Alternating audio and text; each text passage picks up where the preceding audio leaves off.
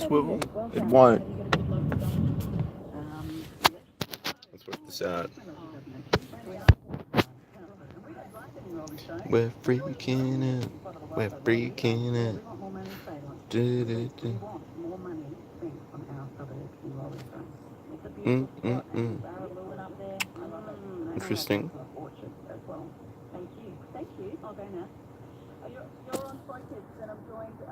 Auto rotate. I think I fixed it. Well, auto rotate's on, so hopefully it's recording in landscape. Alright, everyone. Let's do this. It's been a little while since I've done a live video, and I apologize for that. I have been updating as frequently as possible, so update time now on my current position. So the Euro Aussie is looking pretty good. It's probably 2% at risk, so it's about it's not quite 1% in unrealized, so it's sort of chugging along pretty well. Aussie dollar seemed to have strengthened overnight as well in the US session, so that's helped considerably. It went through 71.88, so Connor and I have been talking about 71.88 as a potential sell point on the Aussie dollar. It's sort of, look, when we say zones, it means, there's some flex and give there, so it's not an exact point on the chart. As you know, trading is, as you trade more and more, you realize it's not an exact science. So that's what I sort of mean when I say like a zone. So instead of a level, because a level implies, that it's an exact point, when it's really not the case. Like, it could still easily go down in regards to the Aussie dollar. So you just got to remember that. All right. I hope everyone's having a fantastic day as well. And the trading week is going well for you as well. And just in general, the week's going well. So the only trade I've got currently is the Euro Aussie short. It looks like the Euro in regards to the US dollar, I was sort of talking about that. That's floating around 1.40 steady, so I haven't shorted that. The USD yen earlier in the week actually sort of looked like a buy a little bit. But to me, the probabilities weren't quite in my favor, so I didn't take that trade. So yeah, that's what's going on there. I don't know what this guy's going. He had time to go. You got to be decisive as a driver. A lot of people are not decisive. Okay, anyway. So, but yeah, Aussie and the Kiwi against the US has strengthened. Now, I sold the pound actually. Gosh, was that last? No, it wasn't last week. I think it was on the 29th, so it might have been like on the Monday night, and I sort of got that. And it wasn't too bad. That was about a 1%, just over 1% trade. So I finished October in a pretty good spot. October actually would have been 5.5% or thereabouts, but I closed an Aussie dollar sell trade after it bounced a little bit, and that was pretty reckless. That was against my rules. So October would have been the best month of the year for me so far, with January at about 4.7%, and then I think I had a 4.7% month as well. The problem is that that once I have a couple of good trades and I'm at that 4+% mark for the month, I really have to knuckle down and be very strict, because my mentality is like, well, this is great now, I'm just going to trade subpar setups because I'm sort of in a mood for making more money. It's important that you sort of want to be greedy, but to a point with trading. You don't want to be like, well, I'm going to take this, I'm going to take that, and we're going to just be like it's free for all. Really what happens normally there is the market will make you pay for that sort of mentality.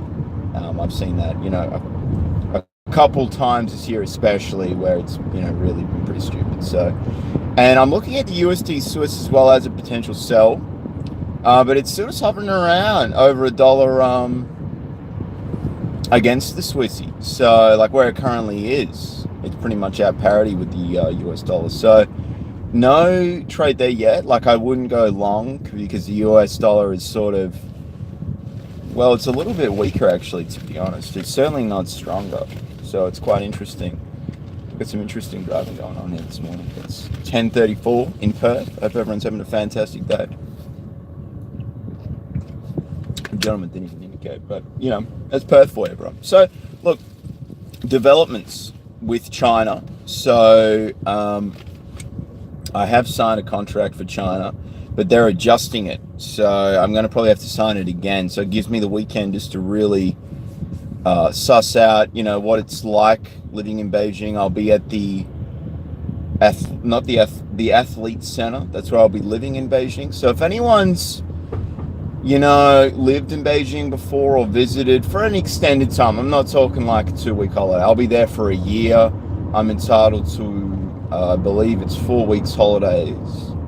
So in the year. So look, if anyone has gone over there in any capacity, this won't be for trading. This will be as a strength and conditioning role with the Chinese rowing team.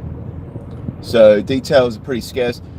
But it's just strength and conditioning stuff. So I've done a postgraduate in that. So that's something else I've done before trading, and then I sort of got into trading after I finished all that, and it really interested me. So like when I got into trading, I didn't have much on my plate, and I was sort of like, well, I've got all this time. My brain still wants, some information, and that's sort of, so I'm in a bit of a situation. And to anyone who's traded or trades in China, I don't know if anyone in China watches this channel, but please, feel free to reach out to me, because I definitely still want to trade, and I definitely still want to garner some investment as well. So I'm looking to grow the account. I'll be adding to the account as well to over 10,000. I'll be putting in, so that would be 11,500 in the trading account. Still 2% positions. I'm pretty steady on that now. Like if I see a setup I'm familiar with, I'm happy to take 2%. That's, I'm fine to lose that money if it does, not pan out. So that's something, guys, that if you are risking money and you're constantly looking, you're like, oh my God, I'm leveraged. I don't leverage either. So please be aware of that. Like 2% is unleveraged. Like I'm not doing, 100% of the account, and then some. That's not really what I'm doing. Like I was talking to a gentleman, he was talking about the euro as a buy, which was actually looking like a pretty good setup, like a bounce off, real lows, like you would have seen. But he went in with a 15 pip stop, and that was 15 pip stop was a liquidation for him because he was at 500 to 1 leverage. So, I understand everyone wants to grow an account quickly, but the problem there is there's no longevity there. It only 15 pips on a euro US dollar pre-news is tiny. You've just got to sort of, unless you have a lot of money and you're willing to burn through a lot of it. I mean, you can make money. I'm not saying if you had $100,000, you could take 100 positions. It's hard to tell, like whether or not you would make, you still need a system with an edge, or else you're just gonna, you wouldn't make money really. Like you got to manage the exits so thoroughly as well. So, yeah, there's an interesting audiobook I listened to called Currency Kings. Now I forgot the author's name, but I use Audible for my audiobook. So just search Currency Kings, and it will come up for you. Now that's really interesting. He discusses an article by the FXCM CEO, I believe it was the CEO or someone in that sort of capacity, and he was discussing about the percentage of people that lose when they leverage over 25 times, and it was like 90+% people blow the account. So it's important to understand, like, yes, Forex does give you a lot of leverage, but I mean, you have to understand in Forex, it doesn't all move beautifully. So you're going to have wicks, you're going to have spikes that are just designed to take out tight stops. I mean, if you're going to be reckless and do 100 times or whatever leverage, then you got to be willing to just get liquidated, and you will. So it's like, if you can tolerate that, I mean, if you had $10,000 and you just spread it across, but a lot of people, that will cause them psychological damage, because you're like, wow, that's painful. Especially what will happen is normally, your stop will be hit, and then the position will reverse in your favor once you stopped out. And I mean, how much can you tolerate that if you're doing it? If you're doing this regularly, there's a lot of gambling fallacy going on there, and it's just not really trading. I acknowledge trading. There's gambling in trading, absolutely, but it's sort of like if you're a professional poker player. I've discussed this before where, if you're a professional poker player, you just look for probabilities in your favor. Okay, that's what you're looking for. You don't just sort of go into this and be like, yeah, look, I'm gonna risk all of this now because it just looks pretty good. Like, most don't do that, like, especially the ones that have been in the game for a while. And that's the same as trading. You can size up. I haven't really dabbled much in that. I understand, like, adding to winning positions is quite handy. I went over to the Gold Coast last week for a whole week, for the whole trading week, pretty much, except the start of Monday and the end on Friday. I had to leave early morning Friday, but you got to understand that it takes time to get the confidence to sort of add there. Like, if you're in a sell trade on a shorter time frame setup, like I was learning, you would add to pullbacks, and it's like, well, it just takes a little bit of time and understanding to do that, because if you do really well, you can have like a 5% winning trade if you continue to add to a nice downtrending play. But it just takes a lot of focus, and scalping, I realized you've got to really remain focused for the whole duration you're watching. And for me, I'm not as familiar with that, because I'm used to setting and forgetting a trade instead of just jumping in and being like, hey, let's just do this, which is good and bad. Like, if things aren't trending very well, then the problem is you might have a month of no trades. So it's like, if you're full-time and you've got no other method, that's what you sort of want to remember. So if you can tolerate that, psychologically. Anyway, so I'm just sort of perusing my mind. What else was there? Yeah, the pound bounced as well. So it's sort of, if you are solely trading the pound pairs, you've got to be quite vigilant about Brexit news, because it can just send things either way. So you got to be a little bit mindful of that. Now, I am driving. I'm getting some messages from Tony. Trading PAL and Gold Coast, and the Gold Coast is a beautiful place. So there might be some lower time frame setups, but this week hasn't been so great. I'm back at work, working during the day. So I woke up this morning. I was going to get up early and make like a live video, but I wasn't feeling too flash hot, and I sort of got a little bit more sleep that I had to run. So tonight I'll be on the charts for the US session, and if I see anything, we'll do a bit of live trading, and we'll approach it like that.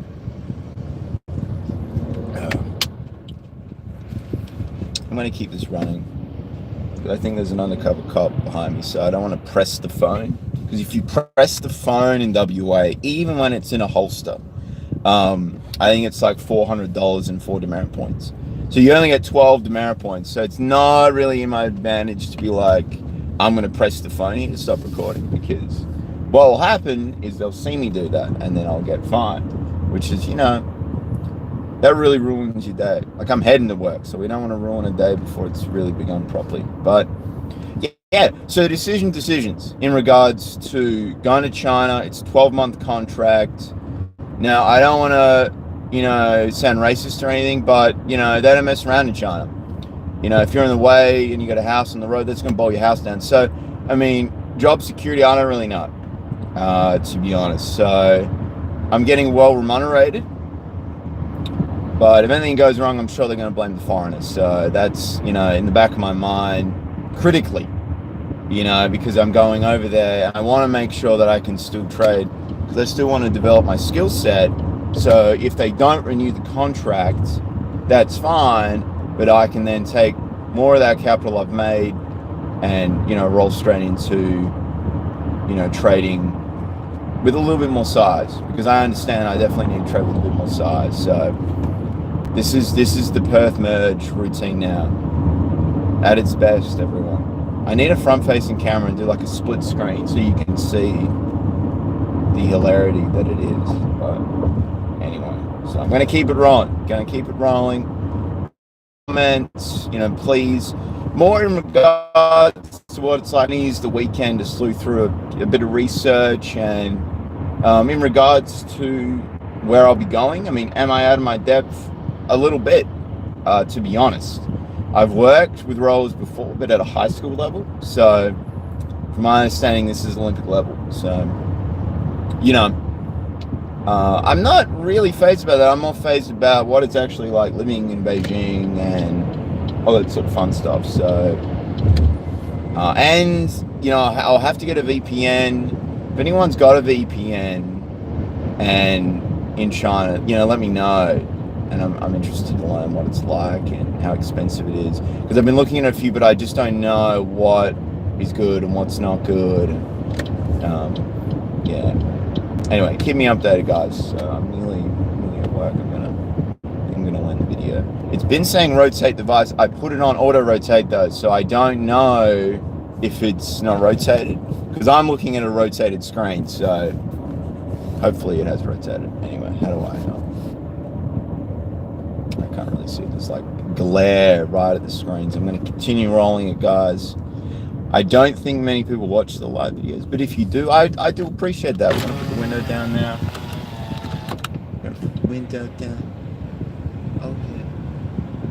Yeah, so that's my situation. I've got that to deal with. So if I do go, it'll be end of this month is really when they want me over there. But it just depends on when I get the work visa. So I'm still waiting for my national police clearance by the AFP. Once I get that, I can submit all my documents to the administrator at Team China, and then she'll give me a work permit. I take the work permit and everything else she gives me, and all my documents I've submitted, like originals, and then the Chinese embassy here in Perth will put together a visa, and then they'll go through it all, and then I might get it between 18 to 34 days. So, well, it's going to be past the 30th of November, actually. So, that was a pretty good drive. I've seen some good drive. That's an interesting looking Odyssey as well. Very interesting looking Odyssey. So that guy didn't want to stop either. Got a good way to the right, buddy. This is good. You're seeing my raw driving as well. Not raw really, because I would have abused that man for looking like he wanted to run into the side of my car. But it's a roundabout though, so you can stop at a roundabout when I'm already in there. It's apparently not though. He's driving a firefighter car as well, so maybe he's just like, fuck it. I'm a firefighter, whatever. That was ugly. See, that was more realistic. It's like me. I was thinking about doing a bit of Ubering. That was probably not a good idea though, because of my attitude.